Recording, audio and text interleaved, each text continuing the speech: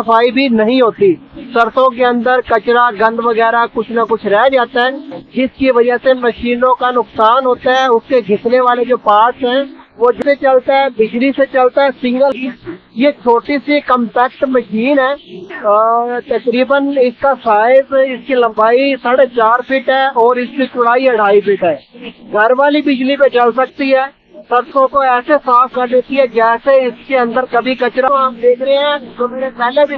अस्सलाम वालेकुम, मैं हूँ सैयद मुनव्वर हुसैन, स्टार्ट कारोबार में खुशामदीद कहता हूँ। ये एक छाना है सरसों को साफ करने वाला।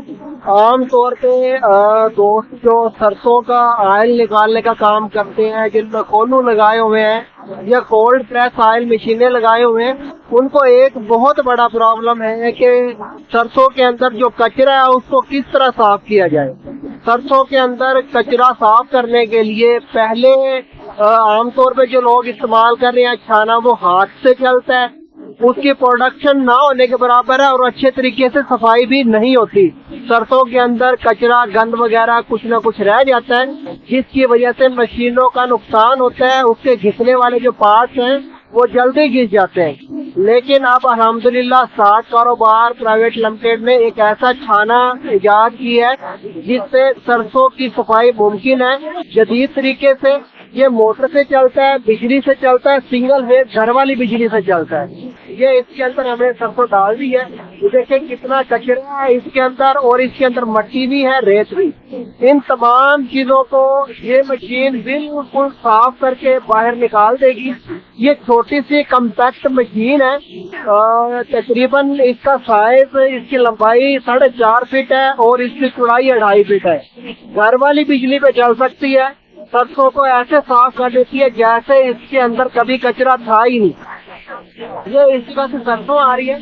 ये सरसों आप देख रहे हैं तो मैंने पहले दिखाई है जगह, उस जगह पे हमने ये सरसों डाली है साफ होने के लिए। ये साफ होने के बाद है सरसों, और साफ होने से पहले ये स्टेटस है सरसों का। ये देखिए, ये साफ होने से पहले है और ये साफ होने के बाद इसमें कोई कचरा नहीं बचा, बिल्कुल साफ हो गई है। और इस छाने की खूबी ये है कि ये 1 घंटे में तकरीबन आपकी 10 मन सरसों आसानी से साफ कर सकती है।